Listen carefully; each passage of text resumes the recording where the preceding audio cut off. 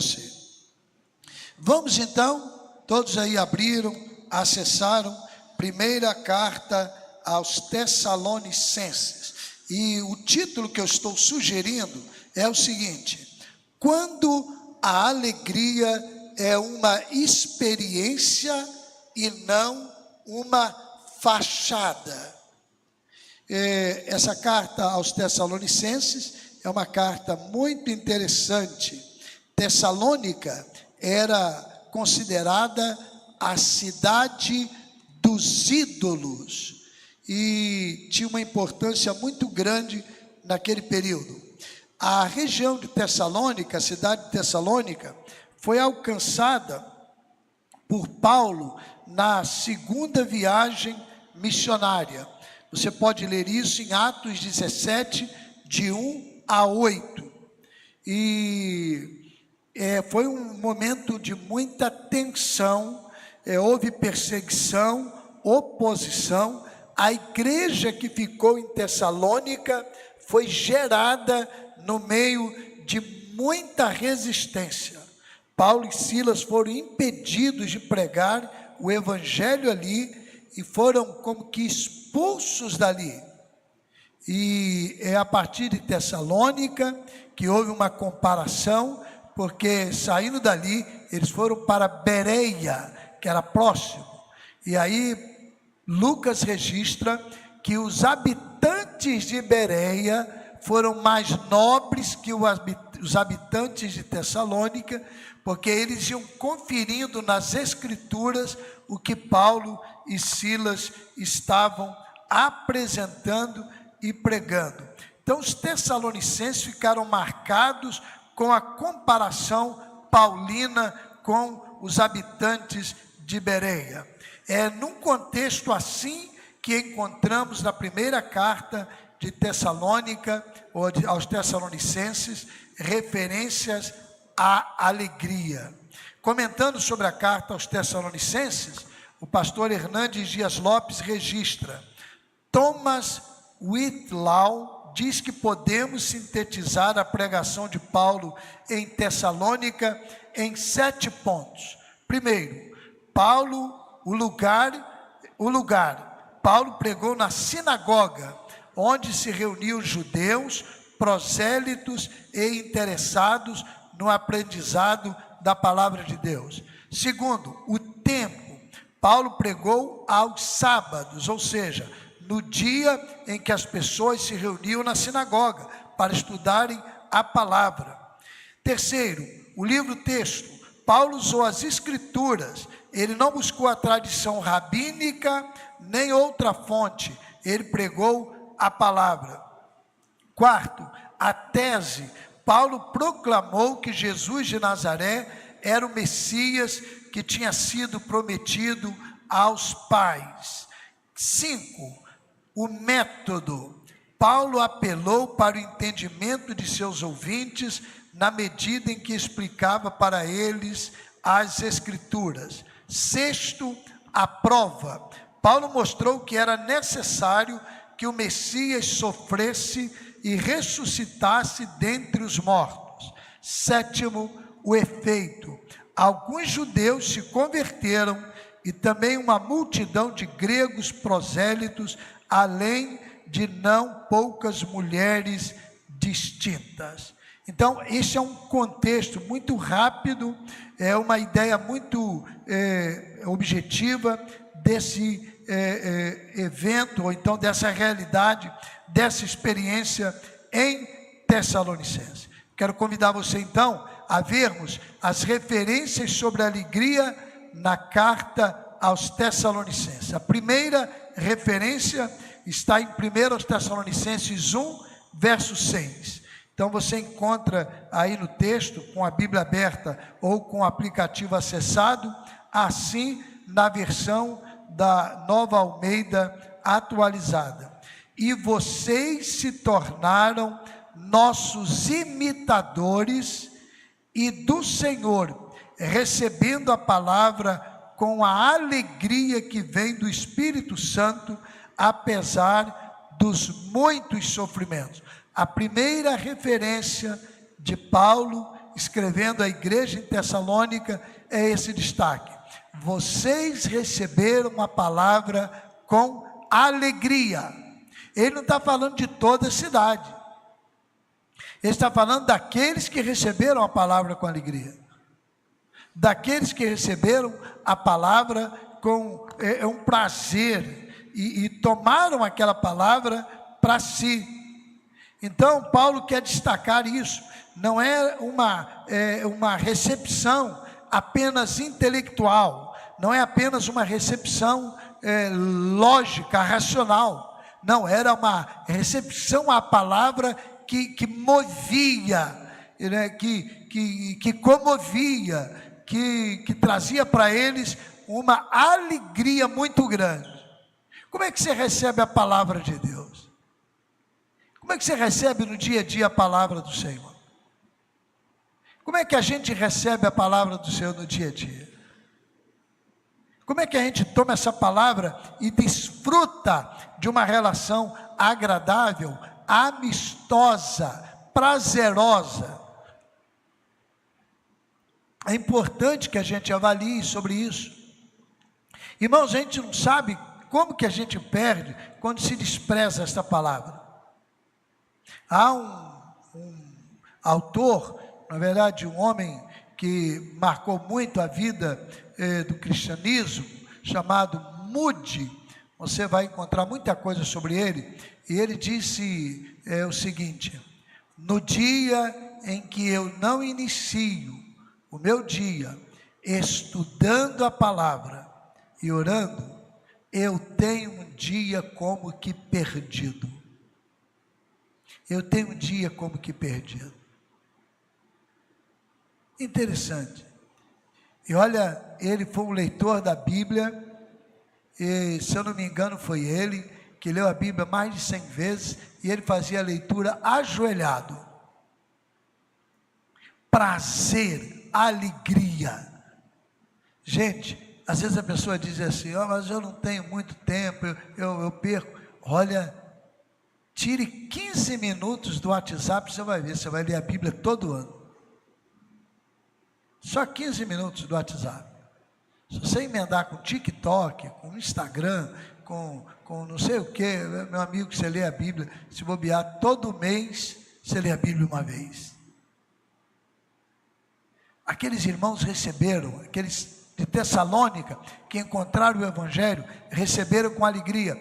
E Paulo ainda destaca: é uma alegria que vem do Espírito, uma alegria que tem uma origem. Não era uma alegria de fachada, era a alegria produzida pelo Espírito Santo. Segunda referência de alegria na carta aos Tessalonicenses, primeira carta, 2, 19 e 20, nós encontramos assim: pois quem é a nossa esperança, ou alegria, ou a coroa em que nos gloriamos na presença de nosso Senhor Jesus em sua vinda? Não é verdade que são vocês? Sim, vocês são realmente a nossa glória e a nossa alegria. Gente, que coisa linda! Paulo estava aqui registrando que considerava os crentes de Tessalônica como uma coroa para ele, uma espécie de prêmio para ele.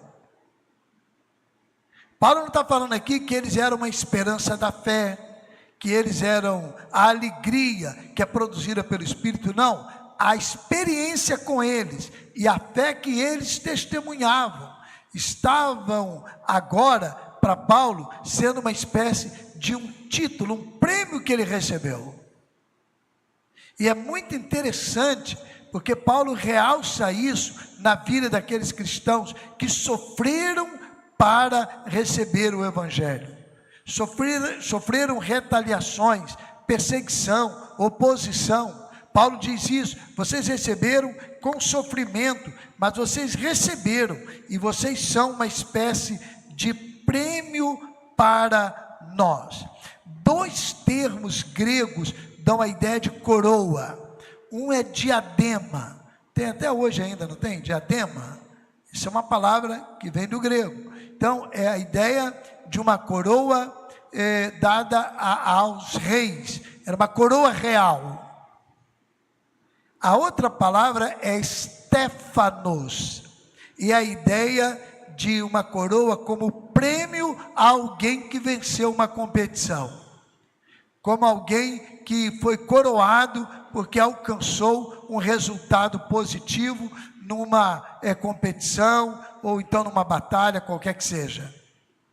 Paulo usa aqui o termo Stéfanos. Não era uma coroa de um soberano, era a coroa de um prêmio, era um prêmio para ele, ver aqueles cristãos testemunhando da fé. Sabe qual deveria ser o maior prêmio nosso aqui na terra? Saber assim, olha, João estava sem Cristo, eu levei o evangelho para ele, e ele encontrou Jesus, e ele se rendeu a Cristo. É um prêmio para nós.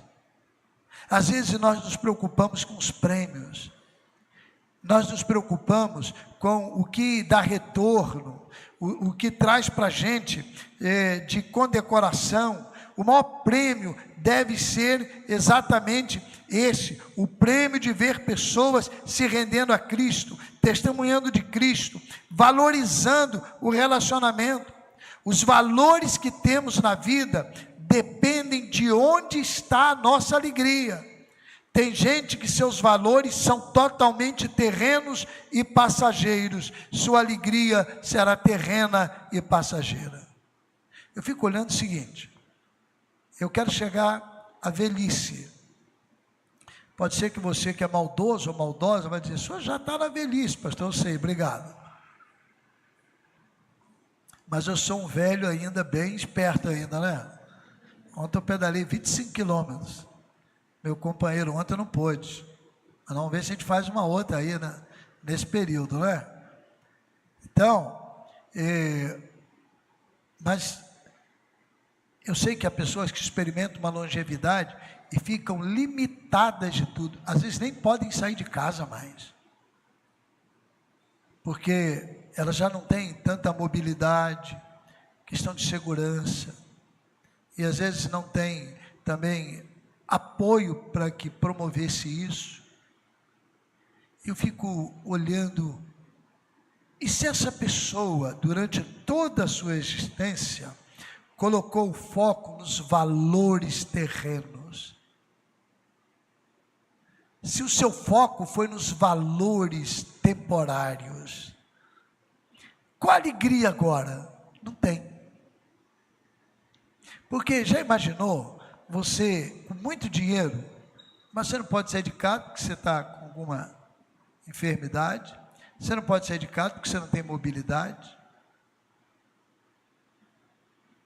mas experimentando essa limitação, mas tendo como pano de fundo uma vida que foi vivida nos valores eternos, essa experiência que pode ser dramática para alguns, tristonha para alguns, é alegria para as pessoas que viveram assim. Meu irmão, é isso que a gente precisa olhar. Quais são os meus valores? Onde está a minha alegria? O que move a minha vida? O que me impulsiona?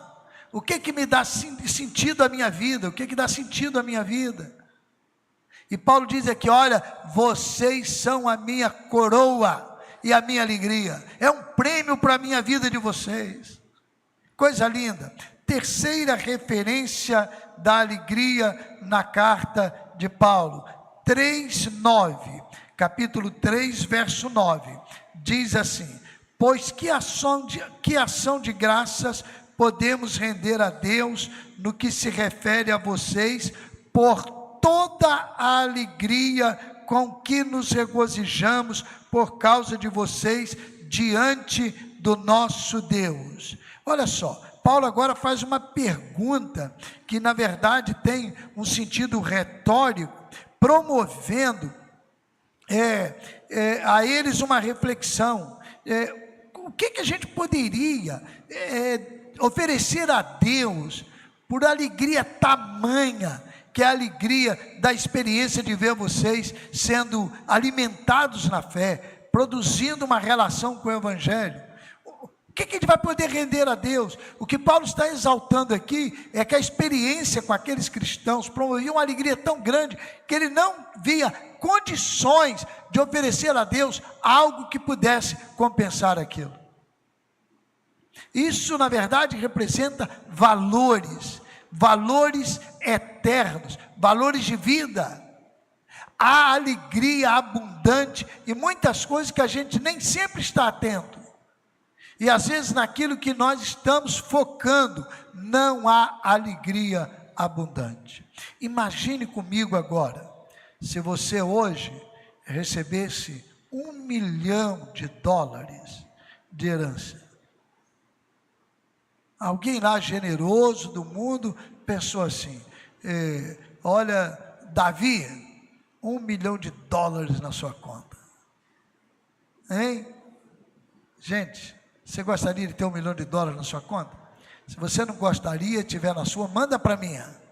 Eu passo meu Pix agora para você. Não é pecado, não. Dinheiro não é a raiz de todos os males. Que é isso, pastor? Está lá na Bíblia, não. Que está na Bíblia que o amor ao dinheiro é a raiz de todos os males. Eu estive agora em Aracaju, preguei lá e passei uns dias descansando com o Simar. Aliás, o Gilberto falou aqui sobre os desafios. Eles mandaram uma foto agora de uma cidadezinha chamada Divina Pastora. Tem 4.000 habitantes. É uma das maiores manifestações de romaria, proporcionalmente, do país.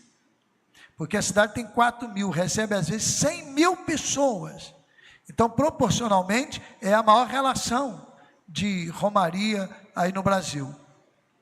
Cidade pequenininha, e está lá uma congregação, não é? Bem simplesinha, não tem ninguém para trabalhar lá, então a convenção assumiu, eles têm conversado com a gente, nós temos orado. Mas eu fui lá, ficamos hospedados na casa de um pastor, muito generoso, muito abençoado, em Aracaju, pastor Leonardo, que é o cunhado da pastora Marta, e eu conheci lá um homem, um evangelista. Seu nome é Pedro, e ele é um empresário da construção civil em Balneário Camboriú. E eu fiquei encantado. Ele tem uma carreta, não é? Uma carreta, um trio elétrico, uma carreta missionária. Ele tem van e outras estruturas só para evangelização. Ele é um homem bem sucedido. Mas ele não é um pastor, ele é um evangelista. Ele disse assim, eu vou pegar parte do que Deus me dá, eu vou investir em missões, porque Jesus está para voltar a qualquer momento e nós temos que ganhar almas. E ele vai para os lugares, ele vai para o Nordeste, ele vai para outros lugares, vai com tudo estrutura, ele banca tudo, ele cobre. E ele evangeliza aquele lugar, marca, faz assistência social lá com a cidade, promove um rebuliço. Aliás, abrindo um parênteses aqui, se tudo der certo, 14, 15 e 16 de abril, nós teremos a carreta missionária da Junta de Missões Nacionais aqui em Cabo Frio, para todas as igrejas, mas a coordenação é da nossa igreja. Então, se Deus aprovar, já está sendo encaminhado 14, 15 e 16. Terça, quarta e quinta. Então, foi a data que a gente conseguiu ali com eles acertar. Mas fecha esse parênteses, aquele irmão tem uma alegria. Então, dinheiro que eu estava falando não é problema. O que a Bíblia diz é que o amor ao dinheiro é a raiz de todos os males. Não é o dinheiro.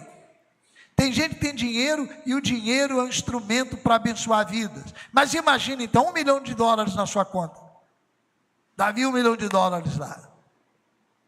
Olha, traria alegria. A gente ia poder fazer uma opção de coisa, não é verdade? Ia poder fazer uma opção de coisa. Poxa vida, olha, daqui a um ano, passou um ano, você administrou bem, cuidou, não fez besteira, você usufruiu bastante daquilo e você continua com $1 milhão. Olha, a sua alegria não é a mesma de hoje. Porque agora você tem preocupação, agora você tem de repente algum medo, aquilo trouxe alguma dor para você. Por quê? Porque tudo aqui na terra, por maior alegria que traga, traz para a gente preocupação. Agora, se aquilo ali é usado para a glória de Deus, se aquilo é usado para honrar a Deus, abençoar vidas, esse mal vai embora. Mas se o foco nosso for naquilo, nós estamos perdidos. Não há alegria, não há paz, não há satisfação. Eu conheço pessoas que têm muito dinheiro. Para dormir elas precisam tomar remédio, porque elas ficam preocupadas. Eu sei que tem gente pobre que toma remédio para dormir também. E até se automedicam, o que é uma afronta à racionalidade. Ninguém deve se automedicar, não é? A não ser que seja um chazinho. E você deve procurar orientação médica. Mas muitas pessoas estão fazendo isso porque o foco delas está naquilo que é temporário, naquilo que não tem substância eterna, não tem qualquer elemento divino, piedoso, espiritual. Então, meus irmãos, Paulo aqui está dizendo, olha, como é que nós vamos render a Deus graças, no que se refere a vocês, por toda a alegria com que nos regozijamos pela experiência de vocês diante do nosso Deus.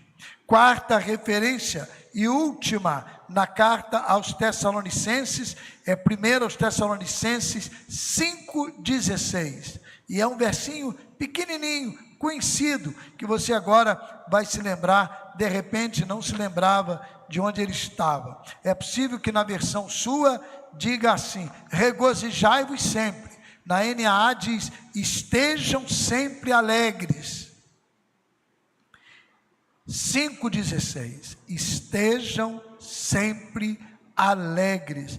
Alegrem-se sempre, não uma experiência passageira.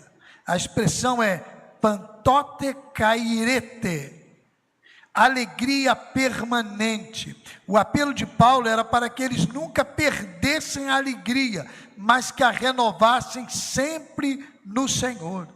Não era uma alegria de fachada, era uma experiência que se renova a cada manhã. Nós podemos ter tristeza, podemos enfrentar sofrimento e até ter lágrimas derramadas. O cristão não está imune aos problemas desta vida, não, mas a alegria pode ser renovada a cada manhã. Quem se lembra aqui daquele hino, não é? Nos galhos secos de uma árvore qualquer, lembra? Hein? Ficou baixo, né? O Criador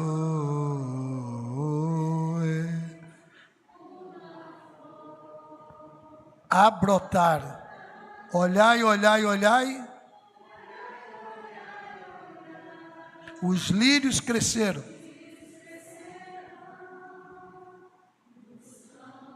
e o Senhor nosso Deus nos tem alimentado.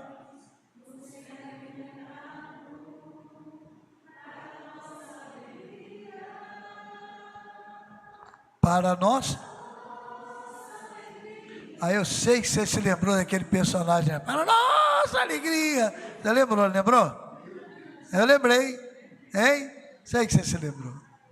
Para nossa alegria. Então essa alegria pode ser renovada a cada manhã. Essa alegria pode ser renovada sempre. Então Paulo diz para aqueles crentes, olha, vocês têm uma experiência com alegria. Vocês são a nossa coroa, a nossa alegria. É um prêmio para nós. Então, olha, renovem essa alegria sempre. É possível que ao acordar um dia, amanhã, durante a semana, você tenha motivos para não se alegrar. Tem gente que acorda, parece que comeu um limão durante a noite. Cristão. é uma, como é que eu diria? Uma maldade consigo mesmo, ou consigo mesma. Ah, mas eu não tive uma noite boa. Tudo bem, o que vai alterar? Você tem agora um dia pela frente. Não estou dizendo que a dor e o sofrimento não podem se revelar, sim, mas o que Paulo está falando é de alegria, independente do sofrimento. Esse pessoal aqui não estava com vida boa, não. A alegria é uma experiência que pode ser renovada. Eu conheço pessoas que sentem dores praticamente o tempo todo, mas elas estão sempre felizes e alegres, demonstram alegria, demonstram satisfação, entusiasmo.